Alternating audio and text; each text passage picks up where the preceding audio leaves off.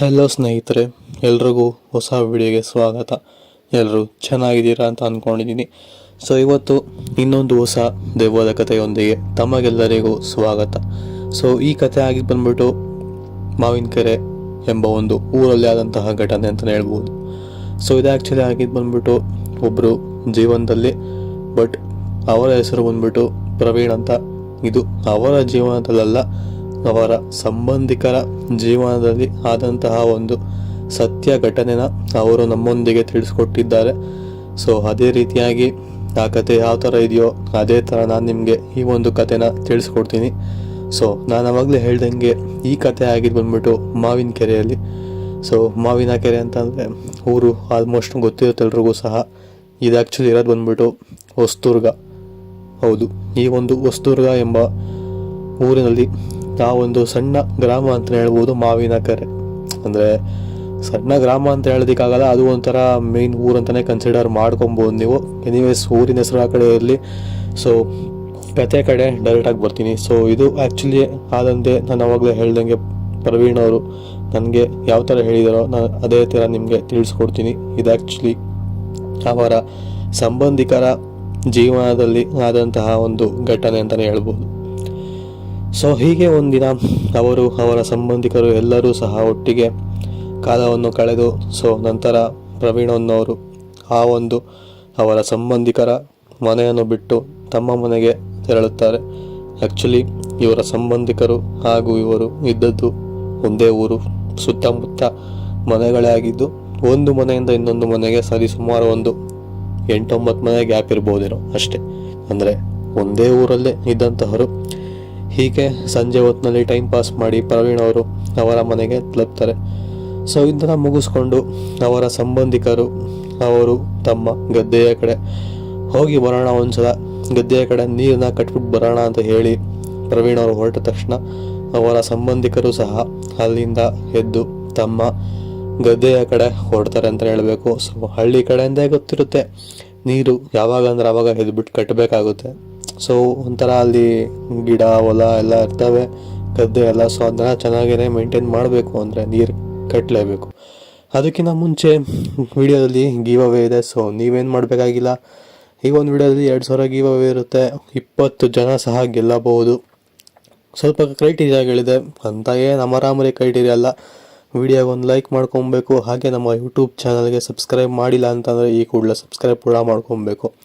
ಹಾಗೆ ಈ ಒಂದು ವಿಡಿಯೋನ ಮಿನಿಮಮ್ 2 ಜನಕ್ಕಂತೂ ಶೇರ್ ಮಾಡಿ. ಹಾಗೆ ಈ ಒಂದು ವಿಡಿಯೋದಲ್ಲಿ ಕಾಮೆಂಟ್ ಸೆಕ್ಷನ್ನ ನಿಮ್ದಾಗಿಸ್ಕೊಳ್ಳಿ. ಸೊ ನೀವು ಕೂಡ ಗಿವ್ ಅವೇನ ಗೆಲ್ಬೋದು, ಉಪಯೋಗಿಸ್ಕೊಳ್ಳಿ.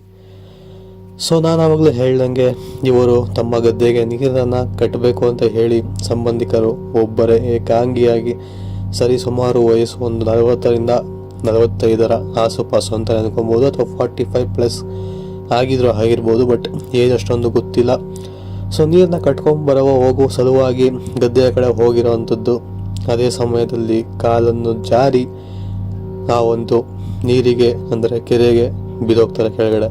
ಸೊ ಬಿದ್ದ ರಭಸಕ್ಕೆ ತಲೆಗೆ ಪೆಟ್ಟು ಬಿದ್ದು, ಸೊ ಅವರಿಗೆ ಎಲ್ಲವೂ ಸಹ ಒಂದು ಸ್ವಲ್ಪ ಜ್ಞಾನ ಇಲ್ಲದ ರೀತಿಯಲ್ಲಿ ಬಿದ್ದೋಗ್ತಾರೆ ಅಂತಲೇ ಹೇಳ್ಬೋದು. ಸೊ ಬಿದ್ದ ನಂತರ ಅವರು ಪುನಃ ಎದ್ದದ್ದು ಬಂದ್ಬಿಟ್ಟು ಬೆಳಗ್ಗೆ ಆಗಿತ್ತು ಅಂತಲೇ ಹೇಳ್ಬೋದು. ಸೊ ಹೇಟಿಗೆ ತಲೆ ಬಿದ್ದಿದ ಕಾರಣ ಯಾರಿಗೂ ಸಹ ಗೊತ್ತಿರೋದಿಲ್ಲ. ಈವನ್ ಅವರ ಮನೆಯವರು ಕೂಡ ಇದ್ರ ಬಗ್ಗೆ ಥಿಂಕ್ ಮಾಡೋದಕ್ಕೆ ಹೋಗಿರಲ್ಲ. ಏನೋ ನೀರು ಕಟ್ಟೋದಕ್ಕೆ ಹೋಗಿರ್ತಾರೆ, ಲೇಟ್ ಆಗಿರ್ಬೋದು, ಬರ್ತಾರೆ ಬಿಡು ಅಂತ ಅಂದ್ಕೊಂಡು ಸುಮ್ಮನೆ ಆಗಿರ್ತಾರೆ. ಬಟ್ ಆ್ಯಕ್ಚುಲಿ ಆಗಿದ್ದ ಕತೆ ಇಲ್ಲೇ ನೀರಿಗೂ ಬಿದ್ದಿದ್ದು ನಿಜ, ಕಾಲು ಜಾರಿದ್ದು ಅಂತ ಹೇಳಿದ್ದು. ಬಟ್ ಅದು ಕಾಲು ಜಾರಿದಲ್ಲ, ಯಾರೋ ಅವರನ್ನು ಹಿಂಬದಿಯಿಂದ ಜೋರಾಗಿ ತಲೆಯ ಮೇಲೆ ಒಂದು ಹೊಡೆದು ಬೆನ್ನಿಗೆ ಜೋರಾಗಿ ಒದ್ದ ರೀತಿಯಲ್ಲಿ ಭಾಸವಾಗಿರುವಂಥದ್ದು. ಸೊ ಬೆಳಗ್ಗೆ ಎದ್ದು ಕೂಡಲೇ ಆ ಒಂದು ಬೆನ್ನಿನಲ್ಲಿ ಒಂದು ಮಾರ್ಕ್ ಸಹ ಇತ್ತು. ಬಟ್ ತಲೆಯ ಮೇಲೆ ಹೊಡೆದಂತಹ ಒಂದು ಪೇಯ್ನ್ ಕೂಡ ಇತ್ತು. ಸೊ ಆ ಒಂದು ಪೇಯ್ನ್, ಆ ಒಂದು ನೂಕಿದ ರಭಸಕ್ಕೆ ಅವರು ನೀರಿಗೆ ಬೀಳ್ತಾರೆ. ಬಿದ್ದ ರಭಸಕ್ಕೆ ಪ್ರಜ್ಞೆ ಹೋಗುತ್ತೆ. ನೀರಿಗೆ ಬಿದ್ದು ಆಳ ಇಲ್ಲದೆ ಇರೋ ಕಾರಣದಿಂದ ಅವರು ಉಳ್ಕೊತಾರೆ ಅಂತ ಹೇಳ್ಬೋದು. ಬಟ್ ಆ್ಯಕ್ಚುಲಿ ಅವರು ನಡ್ಕೊಂಡು ಹೋಗುವ ದಾರಿಯಲ್ಲಿ ಅವರಿಗೆ ಯಾವುದೋ ಒಂದು ಆಕೃತಿ ಕಾಣಿಸ್ಕೊಳ್ಳುತ್ತೆ ಮೊದಲೇ. ಬಟ್ ಎನಿವೇಸ್, ಊರ ಕಡೆ ಇವೆಲ್ಲ ಕಾಮನ್ ಅಂತ ಹಳ್ಳಿಗೆ ಜನಗಳಿಗೆ ಗೊತ್ತಿರುತ್ತೆ. ಅವ್ರು ಇದ್ರ ಬಗ್ಗೆ ಎಲ್ಲ ಜಾಸ್ತಿ ತಲೆ ಕೆಡಿಸ್ಕೊಳ್ಳೋದಕ್ಕೆ ಹೋಗೋದಿಲ್ಲ. ಸೊ ಆದ ಕಾರಣ ಇವರು ಸಹ ಜಾಸ್ತಿ ಏನು ತಲೆ ಕೆಡಿಸ್ಕೊಳಕ್ಕೆ ಹೋಗ್ತದೆ, ಇವೆಲ್ಲ ಇದ್ದಿದ್ದೆ ಬಿಡು ಅಂತ ಹೇಳಿ ನೀರು ಕಟ್ಟೋದಕ್ಕೆ ಹೋಗ್ತಾರೆ. ಇವನ್ ಕೂಡ ಅವ್ರ ಮುಂದೆ ಆಕೃತಿ ಕಾಣಿಸ್ಕೊಂಡಿದ್ದು ಆ್ಯಕ್ಚುಲಿ ಆ ಒಂದು ಊರಲ್ಲಿ ಒಂದು ನೈಟ್ ಹೊತ್ತು ದೆವ್ವದ ಕಾಟಗಳು ಇರೋದಂತೂ ಸಹಜ. ಆ ಒಂದು ಊರ ಅಂತ ಅಲ್ಲ, ಎಲ್ಲ ಊರಿನಲ್ಲೂ ಸಹ ಇದ್ದೇ ಇರುತ್ತೆ. ಹಳ್ಳಿ ಕಡೆ ತುಂಬ ದಟ್ಟ ಕಾಡು ಅಥವಾ ಎಲ್ಲಿ ಕಮ್ಮಿ ಮನೆಗಳಿರ್ತಾವಲ್ಲ, ಸೊ ಅಂಥ ಕಡೆ ದೆವ್ವದ ಕಾಟಗಳು ಜಾಸ್ತಿನೇ ಅಂತಲೇ ಹೇಳ್ಬೋದು. ಸೊ ಅದೇ ಥರ ಇವರು ಕೂಡ ಆ ಒಂದು ಕಾಣಿಸ್ಕೊಂಡಂಥ ಆಕೃತಿನ ಲೆಕ್ಕಿಸದೆ ಶಬ್ದವನ್ನು ಸಹ ಮಾಡ್ತಿತ್ತು. ಆ ಒಂದು ಆಕೃತಿ ಜೋರಾಗಿ ಅಳುವ ರೀತಿಯಲ್ಲಿ, ಓಡಿದ ರೀತಿಯಲ್ಲಿ, ಪ್ರಾಣಿಯ ರೀತಿ ಕಿರುಚಿದ ರೀತಿಯಲ್ಲೆಲ್ಲ ಶಬ್ದವನ್ನು ಕೂಡ ಮಾಡ್ತಿತ್ತು. ಬಟ್ ಬಂಡ ಧೈರ್ಯ ಅಂತಾರಲ್ಲ, ಅಂಥ ಧೈರ್ಯನ ಮಾಡಿ ಇವರು ಹೋಗಿ ನೀರು ಕಟ್ಟೋದಕ್ಕೆ ಹೋಗಿ ಅವಾಂತರ ಮಾಡಿಕೊಂಡ್ರು ಅಂತಲೇ ಹೇಳಬೇಕು. ಸೊ ಈ ಒಂದು ಇನ್ಸಿಡೆಂಟ್ ಅವರು ಕಾಲಲ್ಲಿ ಒದಿಬೇಕಾದ್ರೆ ಸಹ ಅವರಿಗೆ ಆ ತಕ್ಷಣದಲ್ಲಿ ಗಾಬರಿಯಾಗಿ ಹಿಂದೆ ತಿರುಗಿ ನೋಡ್ತಾರೆ. ಬಟ್ ಶಾಕಿಂಗ್ಲಿ ಅವರಿಗೆ ಕಾಣಿಸ್ಕೊಂಡಿದ್ದು ಅದೇ ಒಂದು ಆಕೃತಿ, ಅಂದರೆ ಆ ಒಂದು ನೆರಳು. ಆ ಒಂದು ನೆರಳೆ ಅವರ ಬೆನ್ನ ಹಿಂದೆ ನಿಂತಿತ್ತು. ಅವರು ಬಿದ್ದ ರಭಸಕ್ಕೆ ಪ್ರಜ್ಞೆಯೂ ಸಹ ಹೋಗಿತ್ತು, ಯಾಕೆಂದರೆ ತಲೆಯ ಮೇಲೆ ಪೆಟ್ಟು ಕೂಡ ಬಿದ್ದಿತ್ತು, ಹಾಗೆ ಕಾಲಿಂದ ಯಾರೋ ಹೋದ ರೀತಿಯಲ್ಲಿ ಸಹ ಭಾಸವಾಗಿತ್ತು. ಆದ್ದರಿಂದ ನೀರಿಗೆ ಬಿದ್ದು ಅವರು ಪ್ರಜ್ಞೆಯನ್ನು ಕಳ್ಕೊಂಡಿದ್ರು. ಸೊ ಅವರಿಗೆ ಬೆಳಗ್ಗೆ ಎದ್ದು ಎಚ್ಚರ ಆಗಿ ಹೋಗಿ ನಂತರ ಈ ನಡೆದ ಎಲ್ಲ ವಿಷಯವನ್ನು ಸಹ ಮನೆಯಲ್ಲಿ ತಿಳಿಸ್ತಾರೆ. ಆಮೇಲೆ ಮನೆಯವರು ಹೇಳ್ತಾರೆ, ಇಂಥ ಸಮಯದಲ್ಲಿ ಈ ಥರ ಎಲ್ಲ ಬಂಡ ಧೈರ್ಯ ಮಾಡಿಕೊಂಡು ಹೋಗೋದು ಸರಿಯಲ್ಲ. ಹೌದು, ಸರಿ, ಸುಮಾರು ಎಷ್ಟೊಂದು ಸಲ ನೋಡಿರ್ತೀವಿ, ಕೇಳಿಸ್ಕೊಂಡಿರ್ತೀವಿ, ಎಲ್ಲವೂ ಸತ್ಯ. ಬಟ್ ಅದು ನಮ್ಮ ಜೀವನದಲ್ಲಿ ನಡೀತು ಅಂದರೆ ಅದನ್ನು ತಡ್ಕೊಳ್ಳೋದಕ್ಕೆ ಆಗೋದಿಲ್ಲ. ಸೊ ಆ ಒಂದು ಸಮಯದಲ್ಲಿ, ಆ ಒಂದು ಕ್ಷಣದಲ್ಲಿ ಆ ಕಡೆ ಒಬ್ಬೊಬ್ಬರೇ ಹೋಗೋದು ಬೇಡ ಅಂತ ಹೇಳಿ ಅವತ್ತಿಂದ ಡಿಸೈಡ್ ಮಾಡ್ಕೊತಾರೆ. ಸೊ ಇದು ಆ ಒಂದು ಪ್ರವೀಣ್ ಅವರ ಸಂಬಂಧಿಕರ ಜೀವನದಲ್ಲಿ ಆದಂತಹ ಒಂದು ಸತ್ಯ ಘಟನೆ ಅಂತಲೇ ಹೇಳ್ಬೋದು. ಸೊ ನೀವು ಕೂಡ ಯಾರಾದರೂ ವಿಡಿಯೋ ನೋಡಿದ್ದಲ್ಲಿ ಇಂತಹ ಘಟನೆಗಳಿಗೆ ಯಾರೂ ಸಹ ಕೈ ಹಾಕೋದಕ್ಕೆ ಹೋಗ್ಬೇಡಿ, ಯಾರೂ ಸಹ ಬಂಡ ಧೈರ್ಯ ಮಾಡಬೇಡಿ.